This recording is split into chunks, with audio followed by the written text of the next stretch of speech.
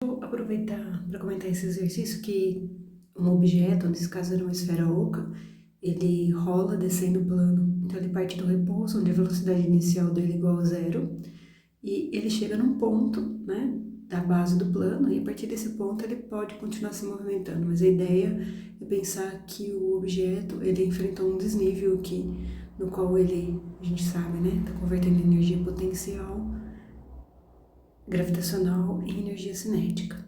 Então, a gente sabe aqui que pelo fato da velocidade inicial dela igual a zero, a energia cinética aqui também vai ser igual a zero.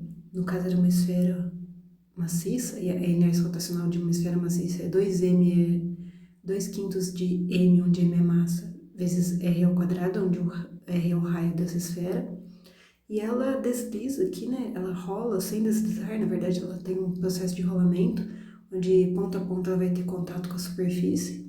Então, nesses pontos de contato existe força de atrito, e a força de atrito então é responsável por fazer com que o rolamento aconteça, na verdade junto com a força-peso, né? Esse rolamento ele vai acontecer e a esfera vai então se deslocando ao longo de x. O exercício nos dá o valor de θ e de x. Bom, inicialmente o objeto vai ter uma energia potencial associada à ocupação dessa equipotencial em relação à equipotencial da superfície. Então a gente pode dizer que a referência é zero aqui na superfície, e dessa forma a energia potencial aqui vai ser mgh. Só que a gente vê aqui, né, que existe uma relação geométrica. Se esse ângulo aqui é o ângulo θ, a gente pode fazer uma relação aqui para descobrir o valor de h que não foi dado, né? O valor de h está aqui, o valor de θ foi dado, está aqui. Essa distância é a distância x, então a gente pode escrever aqui, ó, que o seno de θ é o cateto oposto, que é h, sobre a hipotenusa, que é x. Então, a partir daqui a gente tem que h é seno de θx. Então eu já venho substituir aqui. Daqui a pouco eu faço isso por causa do espaço, tá? Mas então a gente tem m, tem g, tem seno de θ e tem x, então a energia potencial inicial ela está toda compreendida. Bom, então o que a gente vai usar é o teorema do conservação da energia mecânica. A energia mecânica se conserva se não houverem forças dissipativas. O atrito não age como uma força dissipativa, nesse caso, porque ele não tira energia do sistema, ele dá energia cinética de rotação, tá bem? Então, esse componente de trabalho vai ser igual a zero. Então, a energia mecânica se conserva através da conservação da energia cinética e conservação da energia potencial. A conservação da soma da energia cinética mais a potencial. A energia cinética final, ela existe, não é nula.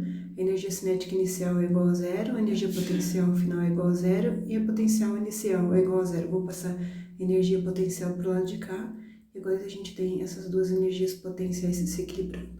Bom, a gente já viu ali que a energia potencial é mgh, onde o h é x seno de θ, né? Fizemos ali por trigonometria. E agora a energia cinética final. E aqui que a gente tem que tomar bastante cuidado, porque o caso do rolamento, a gente viu, né, que na verdade o caso de qualquer rotação, a energia cinética é um meio de I ômega ao quadrado, onde esse I ele leva em consideração o eixo de rotação do sistema. Nesse caso, o sistema não está gerando centro de massa. Então, esse I não pode ser o I do centro de massa. Então, a gente tem que considerar o I de um rolamento. E o rolamento está acontecendo aqui com o toque do objeto na posição da superfície. Então, tem que considerar essa inércia rotacional. Mas vocês lembram que, pelo teorema dos eixos paralelos, a gente consegue calcular a inércia rotacional de qualquer ponto, aplicando o teorema que diz que a inércia rotacional do centro de massa, que nesse caso é m ao quadrado, 3/5 de mr quadrado, mais a massa vezes a distância entre os eixos paralelos. A distância entre os eixos paralelos é de exatamente o raio. Então, esse ponto ele está paralelo ao centro de massa de um raio, que é quadrado. Então, eu nem vou juntar essas duas partes, na verdade, eu até nem vou modificar esse item, vou deixar como centro de massa mesmo, e aí eu vou voltar a substituir ele na equação. Então, a gente vai ter mgx seno de θ vai ser igual a inércia rotacional aqui de A, né, que é I de centro de massa mais mr quadrado, e vou colocar aqui, então, I do centro de massa. Vamos fazer o seguinte, eu vou olhar só para a energia cinética final, tá? Depois a gente junta as duas para caber aqui. Então, o que eu estou tentando fazer agora é calcular a energia cinética final, que é a energia cinética desse objeto rolando. Então, ela vai ser 1/2 de IA ômega, onde quem que é o IA, né? A inércia do centro de massa mais a massa vezes r ao quadrado, isso aqui multiplicado pela velocidade angular. Mas veja só, então, vamos lá, vamos abrir essa expressão aqui para encontrar uma equação genérica.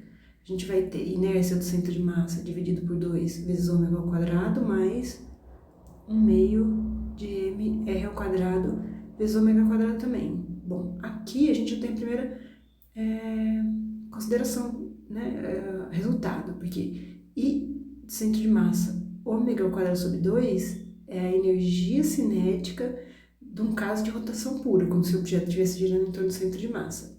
Agora vamos olhar para esse termo aqui, vai ficar mr quadrado, e a gente sabe que existe uma relação entre ômega e v, onde o v, né, que é a velocidade linear, é ômega vezes r. Então eu vou pegar esse valor de ômega e vou substituir por vr ao quadrado, então vai dar v quadrado r quadrado, esse r vai cortar com esse r aqui. Essa relação da velocidade angular com a velocidade linear, ela tem a relação do centro de massa, porque a distância entre os pontos está sendo considerada r, né? Então a distância na borda, ela tem uma relação com a distância que passa do ponto que está no centro de massa. Então isso aqui é a velocidade do centro de massa. E aí que sai mais uma consideração importante. Por quê? Porque 1/2 de mv quadrado é a energia cinética de translação, que a gente aprende na primeira parte do curso. Eu estou usando o K duplo aqui, para diferenciar daquele Kzinho. Nos anteriores eu não usei, mas eu sempre gosto de usar esse K um pouquinho diferente aí, para não confundir com a constante elástica da mola. Então, olha o que a gente tem aqui, ó, que o rolamento, ele nos faz com que a energia cinética sempre seja uma contribuição de uma energia cinética de rotação mais uma energia cinética de translação.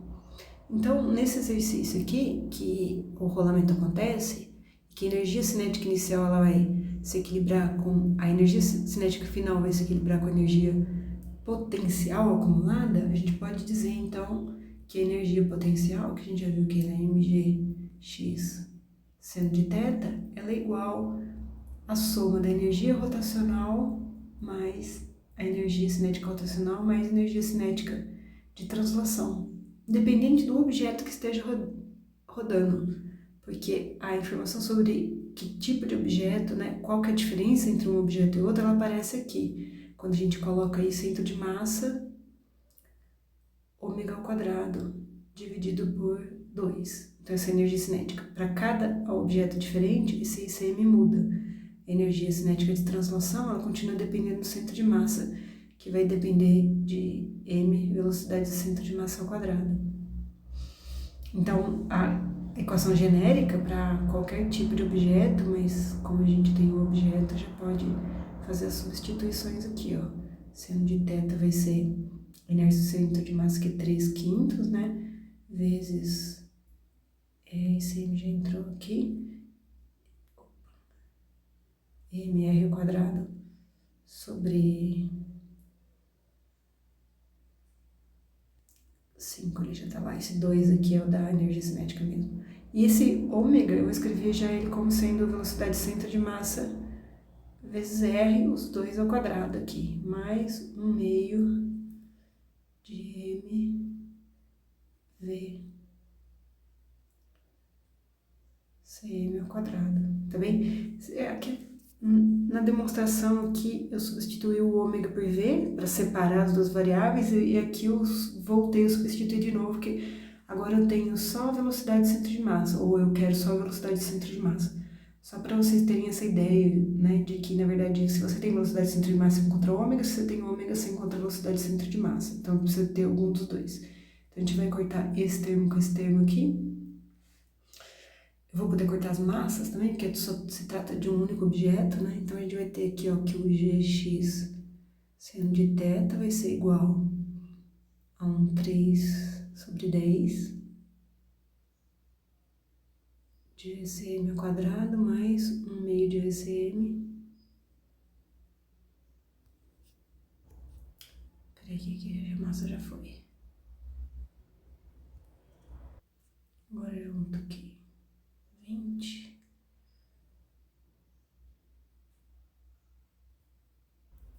Pera aqui, 10, 3, mais 2 vezes 5. GCM, GCM de θ. A velocidade centro de massa vai ser então, passo para cá. 2 vezes 5, dividido por 7, G, seno de θx, tá bem? Isso aqui é o quadrado. Por que eu separei aqui, né? Porque esse exercício pedia velocidade, a velocidade já tá aqui. Metros por segundo ao quadrado vezes a distância que tá em metros, o que vai dar metros quadrados por segundo ao quadrado. Na hora que a gente tira a raiz, vai dar metros por segundo, tá bem? Então, unidade de velocidade mesmo. Só quero comparar essa velocidade aqui com a equação de Torricelli, onde a velocidade inicial que a gente já viu é 0, mais 2 vezes a aceleração vezes o deslocamento. Dessa forma, o que acontece é que a aceleração ela corresponde a esse termo. Então, se o exercício estivesse pedindo aceleração, vocês teriam que resolver até essa parte aqui. No caso, não está pedindo aceleração, então o exercício está resolvido anteriormente aqui. Então, a gente pode até colocar em evidência aqui. Agora, esse 10 ele vai estar aparecendo aqui, G, seno de θ vezes x, raiz disso aqui, tá bem?